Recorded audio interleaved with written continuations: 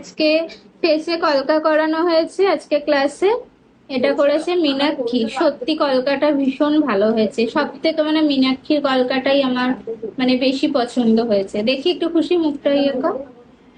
দেখো খুব সুন্দর হয়েছে। তারপর চলে যাই মীনাক্ষীর কাছে। মীনাক্ষীর কলকাটাও ভালো হয়েছে, কিন্তু আরেকটু ভালো হতো। এটা করেছে খুশি।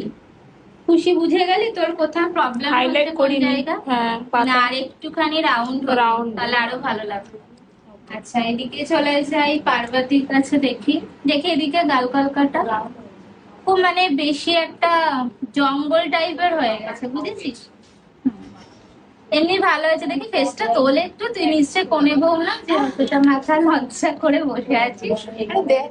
একটু দেখা। খুব লজ্জা পাচ্ছে গো। না না, ভীষণ লজ্জা পাচ্ছে, মনে হচ্ছে ওর আজকেই বিয়ে, ওই জন্য ও দেখাচ্ছে না। দেখো, ঠিক আছে, মাথা নিচু করে নিয়েছে। ম্যাম বকেছে হ্যাঁ, এমন ঢং করছে, বাবা এটা কি হচ্ছে।